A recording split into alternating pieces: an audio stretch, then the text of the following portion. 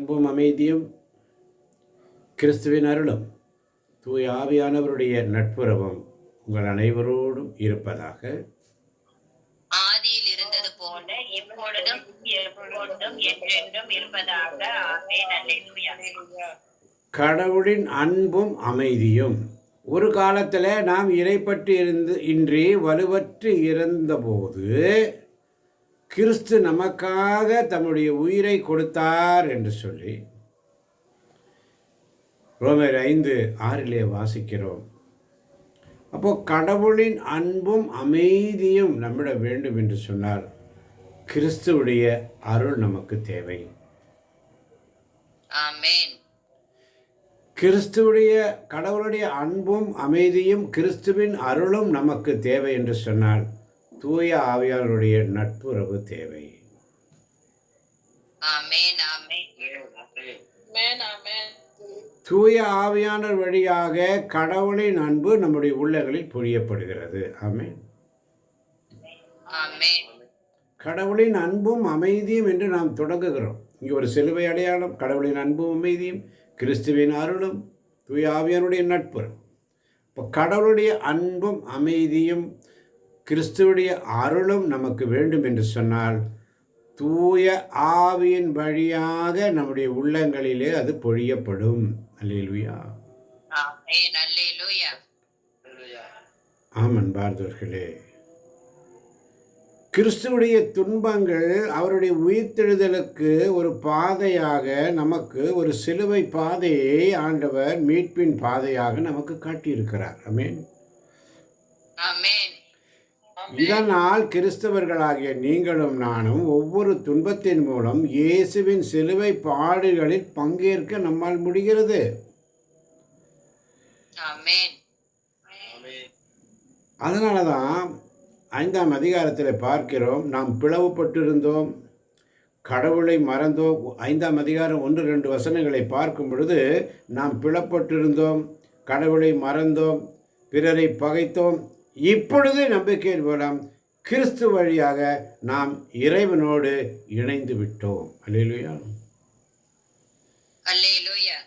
அப்போ இறைவனின் இந்த இனிய பிரசன்னத்தில் என்றும் நிலைத்திருந்து அந்த பிரசன்ன நிழலிலே நம்முடைய இதயம் பேசுவதை உணர்ந்து அதன் அடிப்படையில் நாம் அன்றாட பணிகளை செய்து வாழும் பொழுது நாம் அருளில் நிலைத்திருக்கின்றோம். அருள் அருள் என்று சொன்னால் தகுதியில்லாத தானம். என் அருள் உனக்கு போதும், உன் வலுவின்மையில் தான் என் வல்லமை வெளிப்படும், என் அருள் உனக்கு போதும். ஆண்டவருடைய அருள். நாம் வலுவற்றவர்களாக இருந்தோம், இறைப்பற்றில்லாமல் இருந்தோம். வலுவற்று இருந்தபோது கிறிஸ்து நமக்காக தம் உயிரை கொடுத்து நம்மிடத்தில் இருக்கிற எல்லா பலவீனங்களையும் அவர் ஏற்றுக்கொண்டார். அல்லேலூயா. ஆமாம் பார்த்தவர்களே, 6ஆம் அதிகாரத்தில் பார்க்கிறோம், பாவத்தை விட்டு கிறிஸ்துவோடு இணைந்து வாழ்தல் எப்படி என்று சொல்லி. அப்போ கிறிஸ்துவுடைய அருள் எப்படி என்று சொன்னால் ரோமையர் 5ஆம் அதிகாரம் 16ஆம் வசனம் மிக அழகாக சொல்லுகிறது. இந்த அருட்கொடையின் விளைவு வேறு. ஒரு மனிதர் செய்த பாவத்தின் விளைவு வேறு. எவ்வாறெனில் ஒரு மனிதர் செய்த குற்றத்திற்கு தீர்ப்பாக கிடைத்தது தண்டனை, பலருடைய குற்றங்களுக்கு தீர்ப்பாக கிடைத்ததோ அருள் கொடையாக வந்த விடுதலை. அருள் கொடையாக வந்த விடுதலை. ஆமென். ஆமென். ஆமன் பார்த்தவர்களே, அதனால தான் 6ஆம் வசனம் 6ஆம் அதிகாரத்தில் பார்க்கிறோம், நாம் இனிமேல் பாவத்துக்கு நம்முடைய பழைய மனித இயல்பை அவரோடு சிலுவையில் அறையப்பட்டிருக்கிறது. இவ்வாறு பாவத்துக்கு உட்பட்டிருந்த நாம் நம்முடைய இயல்பு அழிந்து போகும், இது நமக்கு தெரியும். ஆமன் பாண்டவர்களே, அதனால தான் 10ஆம் வசனம் அழகாக சொல்லுகிறது, அவர் இறந்தார் பாவத்தை ஒழிக்க, ஒரே ஒரு முறை இறந்தார், இப்பொழுது அவர் வாழ்கிறார், அவர் கடவுளுக்காகவே வாழ்கிறார். ஆமன் பாதவர்களே. எனவே 14ஆம் வசனம் அழகாக சொல்கிறது, பாவம் உங்கள் மீது ஆட்சி செலுத்த, ஏனெனில் நீங்கள் இப்பொழுது சட்டத்துக்கு உட்பட்டவர்கள் அல்ல, மாறாக அருளின் ஆட்சிக்கு உட்பட்டவர்கள். அப்ப அருளின் ஆட்சி, கிறிஸ்துவின் ஆட்சி, இறையாட்சி. அதனாலதான் 15ஆம் வசனம் கடவுளுக்கு ஏற்புடைய வாழ்க்கை நெறியை குறித்து 6ஆம் அதிகாரத்திலே பார்க்கிறோம். சட்டத்துக்கு உட்பட்டவர்களாய் இல்லாமல் அருளின் ஆட்சிக்கு உட்பட்டு இருப்பதால் நாம் பாவம் செய்யலாமா? ஒருபோதும் கூடாது. ஆமென். அப்போ 19ஆம் வசனம் சொல்லுகிறது, நீங்கள் வலுவற்றவர்கள் என்பதை மனதில் கொண்டு எளிய முறையில் பேசுகிறேன். ஆமென். நாம் வலுவற்றவர்கள் தான், பாவிகள் தான். எளிய முறையில் ஆவியானவர் நம்மளோடு பேச விரும்புகிறார். அதனால தான் 20ஆம் வசனம் சொல்லுகிறது, நீங்கள் பாவத்திற்கு அடிமைகளாய் இருந்த பொழுது கடவுளுக்கு ஏற்புடையவற்றை செய்ய கடமைப்பட்டிருக்கவில்லை. ஆமென். ஆனால் அப்போது நீங்கள் செய்த செயல்களை எண்ணி இப்பொழுது நீங்களே வெட்கப்படுகிறீர்கள். அப்போ 23ஆம் வசனம் சொல்லுகிறது, பாவத்திற்கு கிடைக்கும் கூலி சாவு. மாறாக கடவுள் கொடுக்கும் அருள் கொடை நம் ஆண்டவர் கிறிஸ்து இயேசுவோடு இணைந்து வாழும் நிலை வாழ்.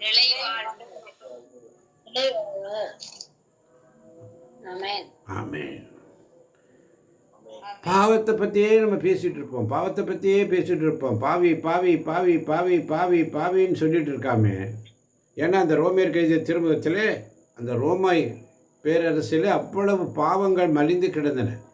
அதனால தான் இந்த ரோமியர் கைது திருமுகம் 8ஆம் அதிகாரத்தை பார்த்தீங்கன்னா அது ஒரு ஸ்பெஷல் அதிகாரம். அல்லேலூயா.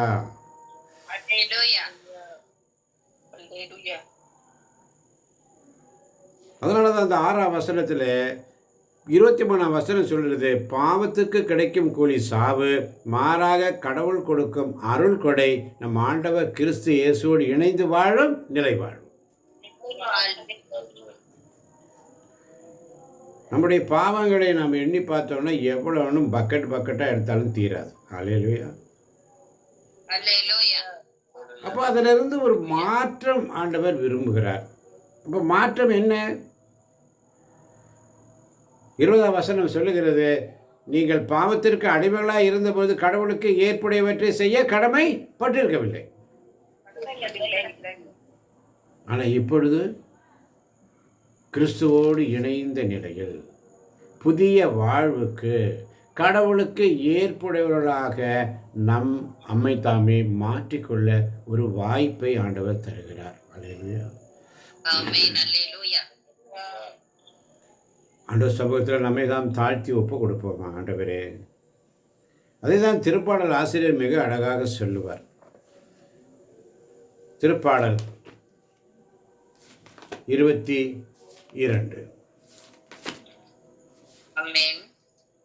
எத்தனை பேர் எடுக்கிறீங்க? வேகமாய் திருப்பாடல் 22, வேகமாய் 22. அல்லேலூயா, அல்லேலூயா. 22 சொல்லுகிறது, உமது பெயரை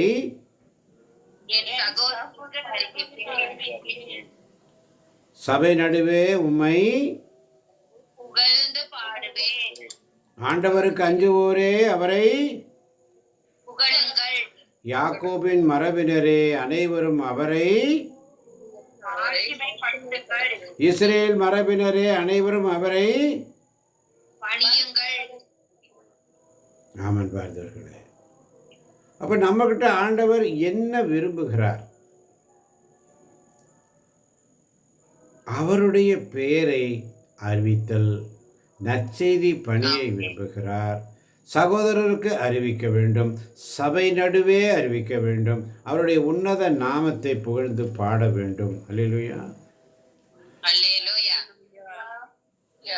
அதனால தான் 27ஆம் வசனம் சொல்லுகிறது, சங்கீதம் 22:27, பூவுலகின் கடையெல்லை வரை உள்ளோர் அனைவரும் இதை உணர்ந்து ஆண்டவர் பக்கம் திரும்புவர். ஆண்டவர் பக்கம் திரும்புவர். இதை உணர்ந்து, எதை உணர்ந்து? 25ஆம் வசனம், மாபெரும் சபையில் நான் செலுத்தும் புகழ் உம்மிடம் எழுவதா, உமக்கு அஞ்சுவோர் முன்னிலையில் என் பொருத்தனைகளை செலுத்துவேன். என்னடா 28ஆம் வசனம் சொல்லுகிறது, ஏனெனில் அரசு ஆண்டவருடையது, பிற இனத்தார் மீதும் அவர் ஆட்சி புரிகிறார். அல்லேலூயா. என்ற சிந்தனையோடு சங்கீதம் 22:10 சொல்லுகிறது, கருப்பையிலிருந்தே உம்மை சார்ந்திருந்தேன், நான் என் தாய் வயிற்றில் இருந்தது முதல் என் இறைவன் நீரே, என்னை விட்டு தொலையில் போய்விடாதேயும். அல்லேலூயா. ஏனெனில் ஆபத்து நெருங்கி விட்டது. ஆமென். என்னை விட்டு தொலைவில் போய்விடாதேயும். ஆபத்து நெருங்கிவிட மேலும் உதவி செய்வார் யாரும் இல்லை. ஒவ்வொரு நாள் அவருடைய சமூகத்தில் காத்திருக்கணும் தேவ பிள்ளைகளே. பாவி பாவி பாவி பாவி, இவன் பாவம் செஞ்சவன் பாவம் செஞ்சவன் பாவம் செஞ்சவன் பாவம் செஞ்சவன் சொல்லிட்டு இருக்கிறத விட அந்த பாவிக்காக ஜெபித்தல் அவசியம். அந்த ஒரு பாவி மனம் திரும்புவதற்காக ஜெபித்தல் அவசியம். மனமாற தேவையில்லாத 99 பேரையும் விட மனமாற தேவையான ஒரே ஒரு ஆத்மாவுக்காக ஜெபிக்கணும். ஆண்டவருடைய சமூகத்தில் வானதூதர்கள் முன்னிலே அங்கே மகிழ்ச்சி உண்டாக்கும்.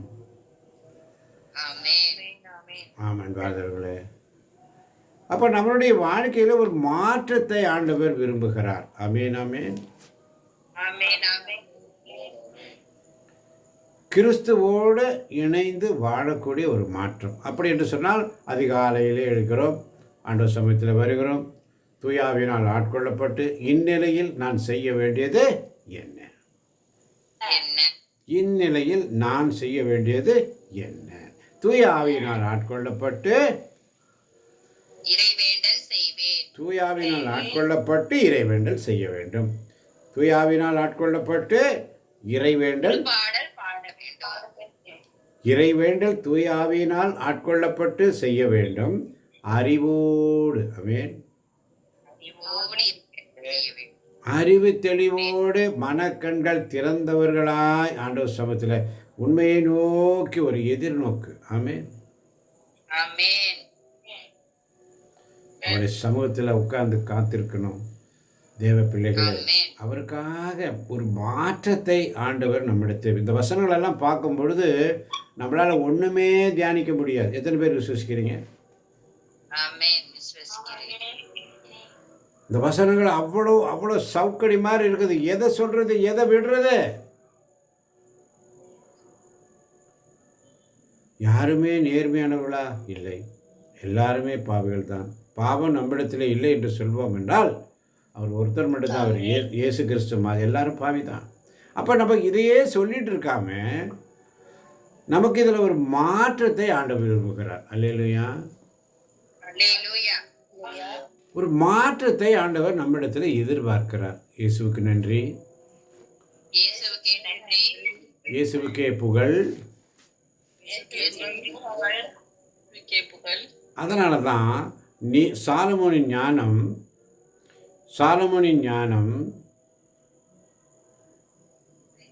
2ஆம் அதிகாரம் 1ஆம் வசனம்.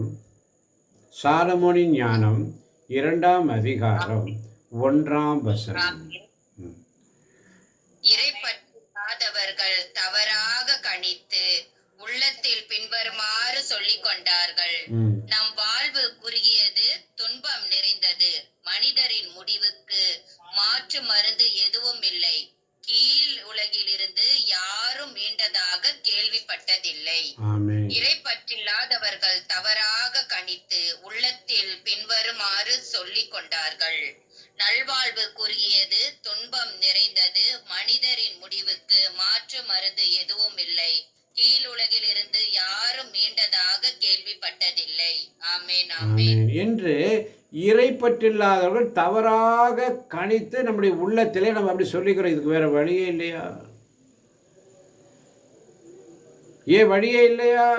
2ஆம் வசனத்தில் இன்னும் அழகா சொல்ல, தற்செயலாய் நாம் பிறந்தோம், இருந்திராவிருப்போம், இனி ஆகிவிடுவோம், நமது உயிர் மூச்சு வெறும் புகையே, அறிவு நம் இதய துடிப்பின் தீப்பொறியே. ஆனால் கடவுள் நம்மை, சாலமோனின் ஞானம் 2ஆம் அதிகாரம் 23ஆம் வசனம் அழகாக சொல்லுகிறது. கடவுள் மனிதர்களை அழியாமைக்கென்று படைத்தார். தம் சொந்த இயல்பின் சாயலில் அவர்களை உருவாக்கினார். ஆனால் 24ஆம் வசனம், அலகையின் பொறாமையால் சாவு உலகில் நுழைந்தது, அதை சார்ந்து நிற்போர் இறப்புக்கு உள்ளாவர். ஒரு நாள் அவருடைய சமூகத்தில் அப்போ நமக்குள்ள ஒரு இறைப்பற்று கலந்த நம்பிக்கை, இறைப்பற்று கலந்த ஒரு எதிர்நோக்கு ஆண்டவர் விரும்புகிறார். ஆமென். அதனால தான் 10ஆம் வசனம், சாலமோன் ஞானம் 3ஆம் அதிகாரம் 10ஆம் வசனம் அழகாக சொல்லுகிறது. ஆனால் இறைப்பற்றில்லாதவர்கள் தங்கள் எண்ணங்களுக்கு ஏற்ப தண்டிக்கப்படுவார்கள், ஏனெனில் அவர்கள் நீதிமான்களை புறக்கணித்து ஆண்டவரை எதிர்த்தார்கள். அல்லேலூயா. ஆமாம் பார்த்தவர்களே, பாவம் பாவம் பாவம் பாவம் பாவம்னு சொல்லிட்டு இருக்காம, அதிலிருந்து நாம் மீண்டு வருவதற்கு என்ன வழி? அதிலிருந்து நாம் வெளியில் வர்றதுக்கு என்ன வழி? நம்மகிட்ட முக்கியமாக இருக்கிறது. பேதுரு அழகாக சொல்லுவார். என்ன சொல்லுவார்? யாருக்கா ஞாபகம் இருக்கா?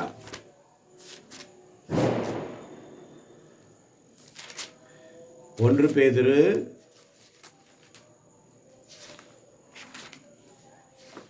பல தடவை நம்ம வாசிச்சிருக்கிறோம். 1 பேதுரு 2ஆம் அதிகாரம் 1 முதல் 3 வரை உள்ள வசனம். ஆமென். 1 பேதுரு 2ஆம் அதிகாரம் 1 முதல் 3 வரை உள்ள வசனங்கள்.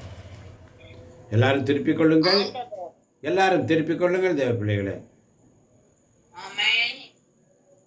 ஆண்டவர் எத்துணை இனியவர் என்பதை நீங்கள்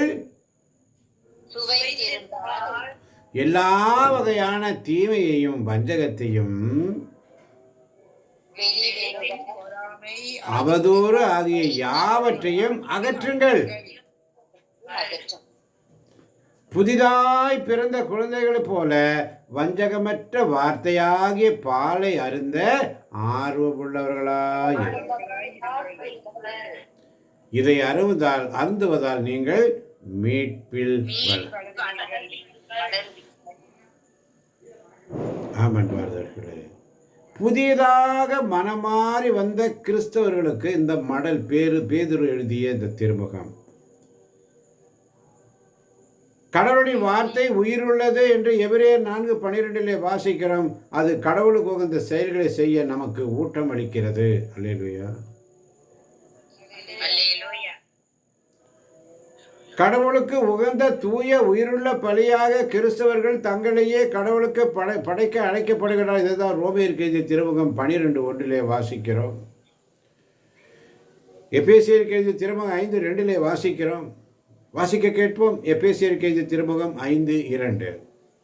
ஒருவர் எடுத்துக்கொள்ளுங்கள். ஒருத்தர் ரோமையருக்கு எழுதிய திருமுகம் 12:1 எடுத்துக்கொள்ளுங்கள்.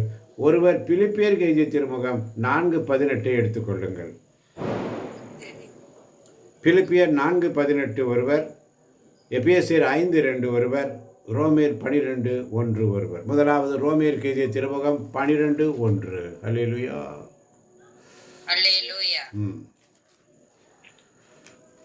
ரோமேயருக்கு எழுதிய திருமுகம் 12ஆம் அதிகாரம் 1ஆம் வசனத்திலே மிக அழகாக ஆமென். சகோதர சகோதரி, எனக்கு கொஞ்சம் கொடுங்க டைம், எனக்கு கொஞ்சம் டைம் கொடுங்க. சகோதர சகோதரிகளே, கடவுளுடைய இரக்கத்தை முன்னிட்டு உங்களை உங்களை வேண்டுகிறேன். கடவுளுக்கு உகந்த கடவுளுக்கு உகந்த தூய தூய உயிருள்ள பலியாக உயிருள்ள பலியாக உங்களை படையுங்கள். உங்களை படையுங்கள். இதுவே நீங்கள் செய்யும் உள்ளார்ந்த வழிபாடு. பஸ், அவ்வளவுதான். ஆமென். அதனால தான் ரோமர் 12:1 அழகாக சொல்லுது, கடவுளுக்கு உகந்த, கடவுளுக்கு தூய்மையான, கடவுளுக்கு உயிருள்ள பலியாக உங்களை படையுங்கள். இதுவே நீங்கள் செய்யும் உள்ளார்ந்த வழிபாடு. அவ்வளோதான். ஆமென். நான் பாவம் செய்து விட்டோம், பாவம் செய்து விட்டோம், பாவம் செய்து விட்டோம், என்ன ஆகுமோ என்ன ஆகுமோ என்ன ஆகுமோ என்ன ஆகுமோ என்று சொல்லி அதுவே உருட்டி உருட்டி உருட்டி உருட்டிட்டு இருக்காமே, ஒரு சேஞ்ச் ஆண்டவர் சமயத்தில் வர்றதுக்கு என்ன? கடவுளுக்கு உகந்த தூய உயிருள்ள பலியாக ஆண்டவரை ஸ்துதிங்க, அவர் சமூகத்தில் உட்காருங்க, அவர் பார்த்து கொள்வார். அல்லேலூயா. ஆமென். 2ஆம் வசனம் ரோமர் 12:2 சொல்லுகிறது, இந்த உலக போக்கின்படி ஒழுகாதீர்கள், மாறாக உங்கள் உள்ளம் புதுப்பிக்க பெற்று மாற்றம் அடைவதாக. அப்பொழுது கடவுளின் திருவுளம் எது என தேர்ந்து தெளிவீர்கள். அது தேர்ந்து தெளிவு, அறிவு தெரிந்தவர்களாய். ஊதாரி மகனுடைய ஓமையிலே பார்க்கிறோம். அவன் தந்தையிடமிருந்து சொத்துக்களை எல்லாம் வாங்கி போகிறான், தாறுமாறாக செலவு செய்கிறான், எல்லாவற்றையும் அழித்து விடுகிறான். மனமாறியவனாக என் தந்தையின் இல்லத்திற்கு நான் திரும்பி போவேன் என்று அவன் ஓடி வரும் பொழுது, தந்தை அவன் செய்த குற்றங்களை பார்க்கவில்லை, மாறாக அவன் என்னிடத்தில் திரும்பி வந்துவிட்டான் என்று சொல்லி தந்தை தன் மகனை நோக்கி ஓடி கட்டி அணைத்து முத்தமிட்டு அவனுக்கு புதிய ஆடைகளை அணிவித்து, மோதிரம் அணிவித்து, காலடிகளை அணிவித்து, பெரிய விருந்தினை ஏற்பாடு செய்து சொல்லுவார், இப்படியாக இவன் இறந்து போயிருந்தான், மீண்டும் உயிர் பெற்று வந்திருக்கிறான்.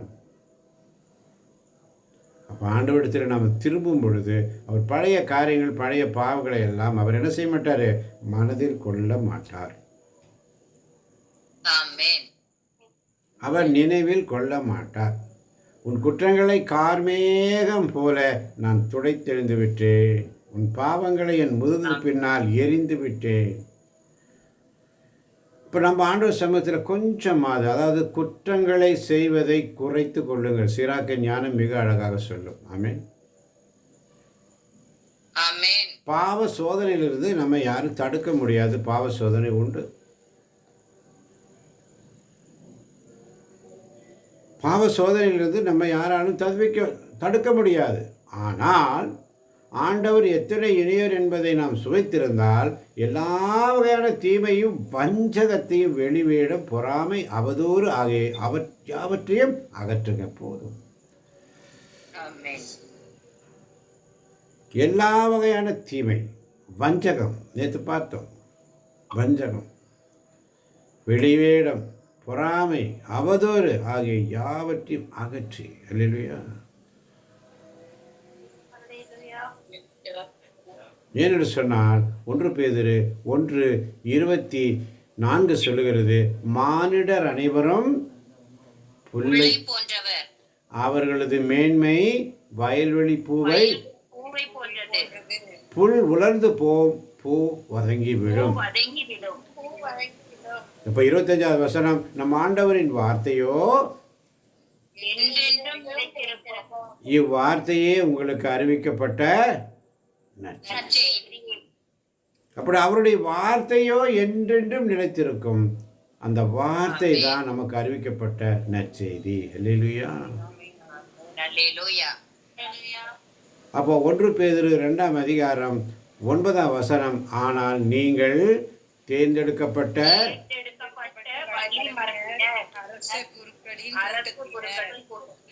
அரச குருக்களின் கூட்டத்தினர், தூய மக்களினத்தினர், அவரது உரிமை சொத்தான மக்கள். எனவே உங்களை இருளில் நின்று தமது வியத்தகு ஒளிக்கு அழைத்தவருடைய மேன்மை மிக்க செயல்களை அறிவிப்பது உங்கள் பணி. அதனால தான் சங்கீதம் 22:22 அழகாக சொல்லுகிறது. ஆமென்.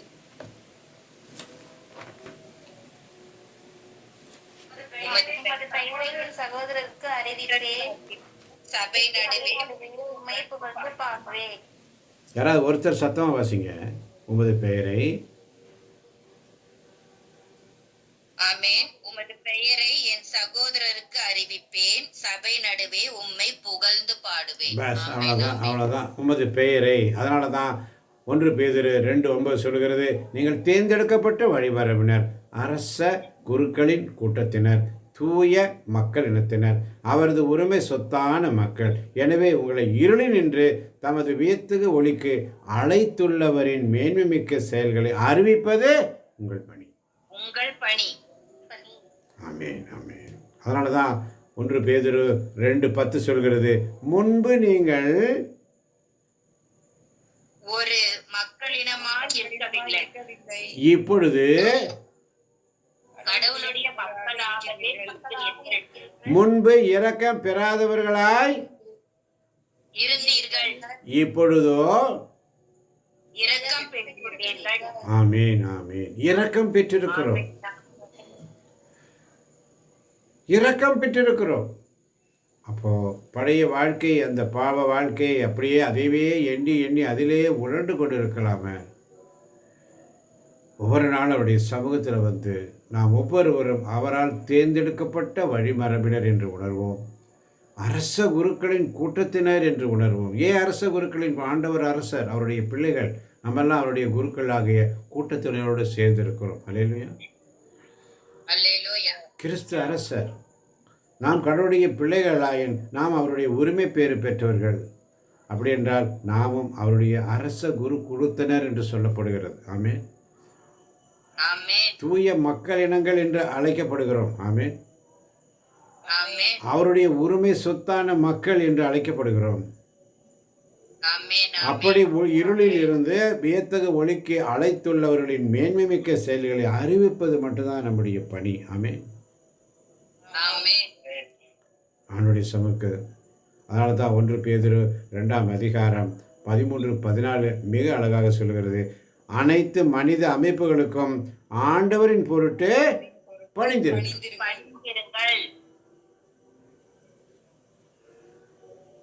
ஆண்டவரின் பொருட்டு பணிந்திருங்கள்.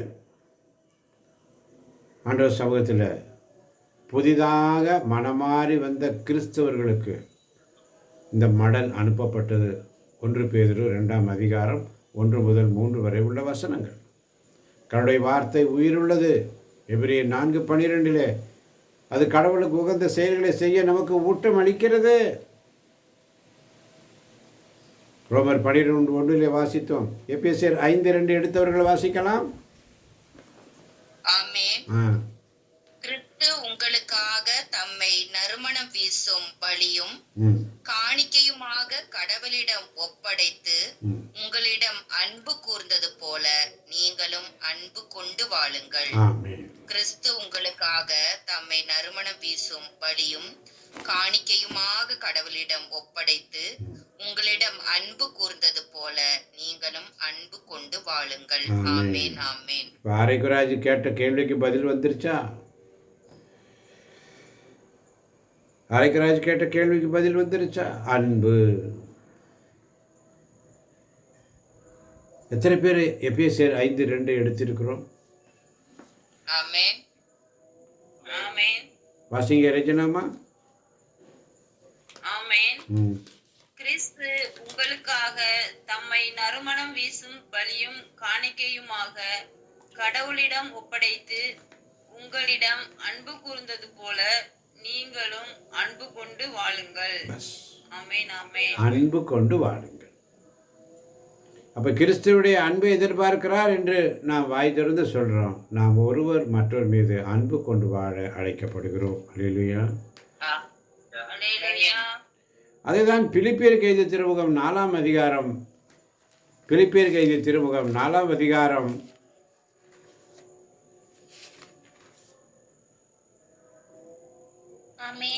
18ஆம் வசனம்.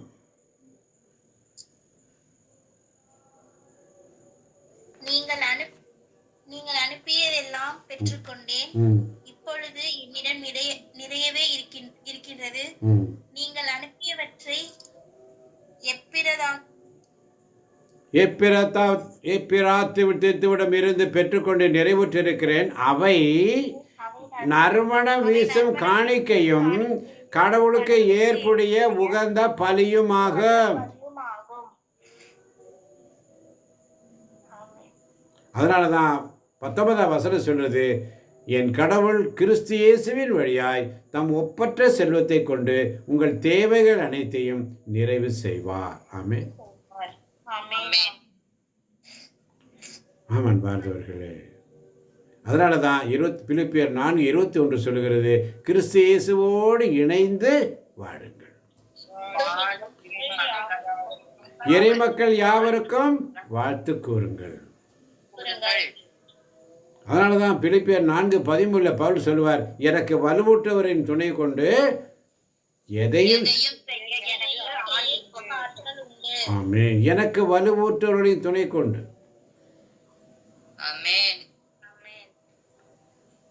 அப்போ ஆண்டவர் நம்மகிட்ட கடைசியா ஒரு வசனத்தை சொல்றாரு. பிலிப்பியர் 4:8 அழகாக சொல்லுகிறது, சகோதர சகோதரிகளே, உண்மையானவை எவையோ, கண்ணியமானவை எவையோ, நேர்மையானவை எவையோ, தூய்மையானவை எவையோ, விரும்பத்தக்கவை எவையோ, பாராட்டுக்குரியவை எவையோ, நற்பண்புடையவை எவையோ, போற்றுதற்குரியவை எவையோ, அவற்றையே மனதில் இருத்துங்கள்.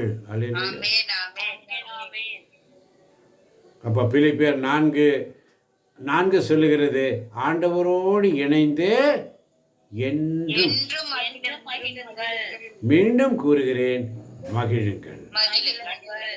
5ஆம் வசனம் இன்னும் அழகாக சொல்லுகிறது, கனிந்த உங்கள் உள்ளம் எல்லா மனிதருக்கும்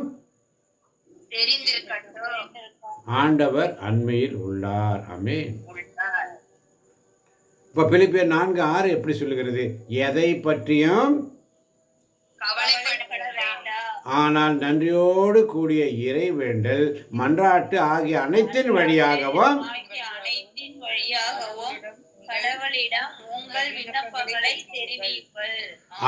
அப்பொழுது அறிவெல்லாம் கடைந்த இறை அமைதி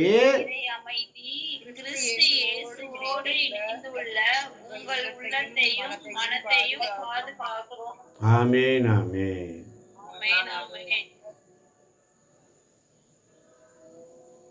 ஆண்டவர் சமூகத்தில் ஆண்டவரோடு இணைந்து என்று மகிழ்வோம். மீண்டும் கூறுகிறேன், ஆண்டவரோடு இணைந்து மகிழ்வோம். அதனாலதான் ஆதாம் ஏவாள் பாவம் செஞ்சாங்க. அதனால தான் எங்களுக்கு இப்படி அந்த பாவம் தான் எங்களுக்கு வந்துருச்சுன்னு சொல்லிட்டு நம்ம ஒவ்வொரு நாளும் கவலைப்பட்டிருக்காம புதிய ஆதாமாகிய இயேசு கிறிஸ்துவோடு இணைந்து, அல்லேலூயா, புதிய ஆதாமாகிய ஆண்டவராகிய இயேசு கிறிஸ்துவோடு இணைந்து, அல்லேலூயா, இயேசு கிறிஸ்துவோடு இணைந்த நிலையில் ஒரு ஒப்புரவு ஆண்டவர் விரும்புகிறார். தூய ஆவியானவர் நம்முடைய வலுவற்ற நிலையில் நமக்கு துணை நிற்கிறார். ஏனெனில் எதற்காக எப்படி வேண்டுவது என்பதை அவர் நமக்கு கற்றுத்தருவார். அவருடைய சமூகத்தில் ஒவ்வொரு நாளும் அவருடைய சமூகத்தில் நாம் எப்படி இருக்கிறோம். அதனால தான் ரோமியருக்கு எழுதிய திருமுகம் 5ஆம் அதிகாரம் 12ஆம் வசனத்திலே, ஒரே ஒரு மனிதன் வழியாய் பாவம் இந்த உலகத்தில் நுழைந்தது, அந்த பாவத்தின் வழியாய் சாவு வந்தது. அந்த பாவத்தின் வழியாய் சாவு, அது போலவே எல்லா மனிதரும் பாவம் செய்ததால் எல்லா மனிதரையும் சாவு கவ்விக்கொண்டது. ஆனால் இந்த ஆதாம், 14ஆம் வசனம், இந்த ஆதாம் வரவிருந்தவருக்கு முன்னடையாளமாயிருக்கிறார். ஆமென். இந்த ஆதாம் புதிய ஆதாமாகிய இயேசு கிறிஸ்துவோடு உறவு கொண்டு பெருமகிழ்ச்சி அடைகிறோம். மன உறுதியால் தகமையால் எதிர்நோக்கும் விளையும் என நாம் அறிந்திருக்கிறோம். அந்த எதிர்நோக்கு ஒருபோதும் நமக்கு ஏமாற்றம் தராது. நாம் பெற்றுள்ள தூய ஆவின் வழியாக கடவுளின் அன்பு நம் உள்ளங்களில் பொழியப்பட்டிருக்கிறது. ஆமென் ஆமென் ஆமென் பார்ந்தவர்களே. ஆமென். இந்த ஆதாம் வரவிருந்தவருக்கு முன்னடையாளமாக இருக்கிறார்.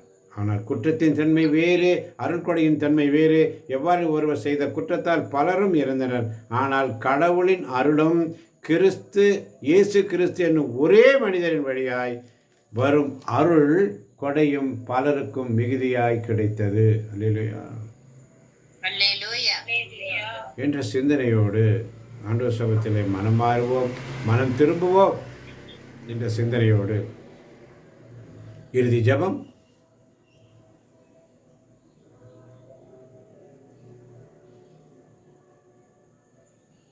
ஆமென். எங்களை அன்பாய் நேசித்த தேவனே, அப்பா உம்முடைய சமூகத்தில் ஆண்டவரே, நாங்கள் அப்பா உம்மை விட்டு விலகாமல் உம்முடைய வார்த்தைக்காக ஒவ்வொரு நாளும் வருகிறோம் தகப்பனே. ஆமாண்டவரே, அப்பா எங்களிடத்துல இருக்கிற பரந்தமை, ஒழுக்கக்கேடுகள், பேராசை, அப்பா அதையெல்லாம் நாங்கள் எடுத்து போட்டு வெட்கக்கெட்ட செயல்களுக்காக ஆண்டவரே, மடத்தனமான பேச்சு, பகடு ஆகியவற்றை எல்லாம் ஆண்டவரை நாங்கள் எடுத்து போட்டு உமக்கு நாங்கள் நன்றி சொல்ல தகுதி உள்ள பிள்ளைகளாக மாற வேண்டும் ரஜினி. ஆம் தகப்பனே, உம்முடைய சமூகத்தை அவிட்டு ஆண்டவரே நாங்கள் அப்பா என்றைக்கும் ஆண்டவரே வஞ்சகத்தையும், வெளிவேடம், பொறாமை, அவதூறு ஆகியவற்றை அகற்றி அப்பா நாங்கள் ஒரு குழந்தை எப்படி புதியதாக பிறந்த பொழுது ஆண்டவரே அது மனத்தில் வஞ்சகம் இல்லாமல் அப்பா அது எப்படி இருக்கிறதோ அதே குழந்தைகள் போல ஆண்டவரே அந்த மனதை கொண்டு அப்பா இந்த வார்த்தையாக பாலை ஆண்டவரே நாங்கள் தினமும் காலையிலும் மாலையிலும் அருந்த கடமைப்பட்டிருக்கிறோம்ப்பா. யாருக்கும் கிடைக்காத மாபெரும் பாக்கியத்தை எங்கள் வாழ்க்கையில் நீர் ஒரு கொடையாக கொடுத்து வைத்திருக்கிறீர் தகப்பனே. இந்த இறை வார்த்தைகளை நாங்கள் காலையிலும் மாலையிலும் தியானிக்குவதற்கப்பா நீர் எங்களுக்கு இந்த வாய்ப்பை தந்ததற்காக உமக்கு நாங்கள் நன்றி செலுத்துகிறோம் ரஜினி. ஆம் தகப்பனே, நாங்கள் ஆர்வம் உள்ளவர்களாக உம்முடைய சமூகத்தில் வந்து ஆண்டவரே உம்முடைய மீட்பில் நாங்கள் வளர வேண்டும் ரஜினி. எத்துணை இனியவர் என்பதை ஆண்டவரே நாங்கள் ஒவ்வொரு நாளும் காலையிலும் மாலையிலும் சுவைக்க நாங்கள் கற்றுக்கொள்ள வேண்டும் ரஜினி. ஆம் தகப்பனே, இந்த வார்த்தை என்னும் பாலை ஆண்டவரே அப்பா நாங்கள் எங்கள் மனதில் கள்ள கபடமற்ற ஆண்டவரே இந்த வார்த்தை என்ற மன்னாவை அப்பா நாங்கள் ஏற்றுக்கொண்டு வாழ்கிறவர்களாக நீர் எங்களை பயன்படுத்துவதற்காக நன்றி செலுத்துகிறோம் அப்பா. ஆம் தகப்பனே, உம்மை பற்றி ஆண்டவரே நாங்கள் அப்பா எங்கள் கூட இருக்கும் சகோதர சகோதரிகளுக்கு தெரிவித்து தகப்பனே அப்பா சபை நடுவில் நாங்கள் அப்பா ஒருமனப்பட்டு பரிந்துரை ஜெபிக்கும் பொழுதப்பா உம்மை புகழ்ந்து பாடக்கூடிய பிள்ளைகளாக எங்கள் ஒவ்வொருவரையும் நீர் மாற்றிக் கொண்டு வருவதற்காக நன்றி செலுத்துகிறப்பா. ஆம் தகப்பனே, எங்களிடத்தில் இருக்கிற இந்த தேவையற்ற ஆண்டவரை வஞ்சகம், பொறாமை, வெளிவேடம், அவதூறு எல்லாற்றையும் நாங்கள் அகற்றி போட்டு தகப்பனே உம்முடைய சமூகத்தில் அப்பா சபைகளின் நடுவே உம்மை புகழ்ந்து பாடக்கூடிய பிள்ளைகளாக நாங்கள் மாற வேண்டும் ரஜினி. ஆமாண்டவரை தூய ஆவியின் வல்லமை கொண்டு திருப்பாடல்களை நாங்கள் பாட வேண்டும் ரஜினி. அறிவோடு நாங்கள் திருப்பாடல்கள் பாட வேண்டும் அப்பா. ஆம் தகப்பனே அப்பா இன்றைக்கு ஆண்டவரே இந்த ரோமையர் 6வது அதிகாரத்தை நாங்கள் படித்த பொழுது தகப்பனே அப்பா அடுத்தடுத்த வசனங்களை நீர் எங்களுக்கு அப்பா அப்பா ஒவ்வொன்றும் ஆண்டவர் எங்கள் மனதில் குத்தும்படி நீர் செய்தீர் ஆண்டவரே. அதற்காக நாங்கள் நன்றி செலுத்துகிறோம் தகப்பனே. உண்மை நாங்கள் அப்பா இனியவராக என்றைக்கு நாங்கள் சுவைத்து வாழக்கூடிய பிள்ளைகளாக எங்களுடைய தேவையற்ற எங்கள் மனதில் இருக்கிற ஒவ்வொரு காரியங்களை எடுத்து போட்டு தகப்பனே அப்பா இந்த வார்த்தையே ஆண்டவர் எங்கள் வஞ்சகமற்ற உள்ளத்தை கொண்டு இந்த வார்த்தையை நாங்கள் அப்பா அருந்த நீரே எங்களோடு கூட இருந்து இந்த இரவு நேரம் முழுவதும் உம்முடைய அக்னி ஸ்தம்பத்தின் வழியாக எங்களை ஆசீர்வதிப்பதற்காக நன்றி செலுத்துகிறோம். அதை அப்பா எங்களுக்கு சொல்லிக் கொடுத்த தலைவரையும் அவர் உடல்நிலையும் நீங்க ஆசீர்வதிங்க. இரவு நேரம் முழுவதும் அவரையும் அவர் குடும்பத்தையும் உங்களுடைய அக்னி ஸ்தம்பத்தை கொண்டு நீங்க வழி நடத்துங்க. வந்திருக்கிற எங்கள் ஒவ்வொருவரையும் அப்பா இதை காணும் ஒவ்வொருவரையும் ஆண்டவரே அப்பா நீர் இது இரவு நேரம் முழுவதும் உம்முடைய அக்னி ஸ்தம்பத்தை கொண்டு எங்கள் அனைவரையும் ஆசீர்வதித்து தகப்பனே உம்முடைய சமூகத்தில் என்றைக்கும் வஞ்சகமற்ற அந்த பாலை நாங்கள் அருந்த ஆண்டவரை ஒவ்வொரு நாளும் காலையிலும் மாலையிலும் நாங்கள் ஒன்று கூடி ஆண்டவரை பரிந்துரை ஜெபத்திற்கு எங்களை ஆயத்தப்படுத்தி உம்முடைய இறை வார்த்தை என்ற மன்னாவை நாங்கள் அனைவரும் அருந்த இந்த மாலை பொழுதில் ஆண்டவரே இந்த சிறு மற்றாட்டை தாழ்மையோடு உம்முடைய பாதப்படியில் ஒப்படைக்கிறேன் எங்கள் அருமையான ஜீவனுள்ள ராஜனே. ஆமென். அல்லேலூயா. ஆமென் ஆமென் ஆமென். ஆண்டவர் உங்களோடு இருப்பாராக. ஆண்டவர் உங்களோடு இருப்பாராக. ஆண்டவரே இரக்கமாயிரும். ஆண்டவரே இரக்கமாயிரும். 1 பேதுரு 2ஆம் அதிகாரம் 9ஆம் வசனம் சொல்வதைப் போல, நீங்கள் தேர்ந்தெடுக்கப்பட்ட வழிபரப்பினர், அரச குருக்களின் கூட்டத்தினர், தூய மக்களினத்தினர், அவரது உரிமை சொத்தான மக்கள். எனவே உங்களை இருளினின்று தமது வியத்தகு ஒளிக்கு அழைத்துள்ளவர்களின் மேன்மைமிக்க செயல்களை அறிவிப்பது உங்களுடைய பணி என்று சொல்லி, கடவுளுடைய மக்களாக இருக்கிறீர்கள். முன்பு இரக்கம் பெறாதவர்களாய் இருந்தீர்கள், இப்பொழுது இரக்கம் பெற்றுள்ளீர்கள் என்ற மன திருப்தியோடு ஆண்டவர் உங்களோடு இருப்பாராக.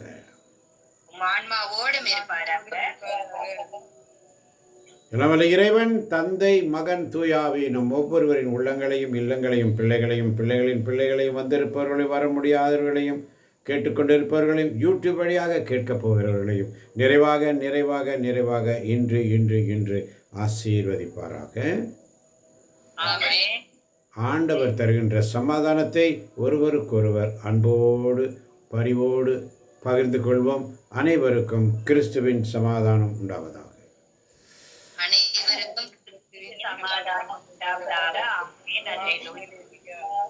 இயேசுவே உமக்கு நன்றி, இயேசுவே உமக்கு புகழ், இயேசுவே உமக்கு ஆராதனை. மரியே நீ வாழ்க.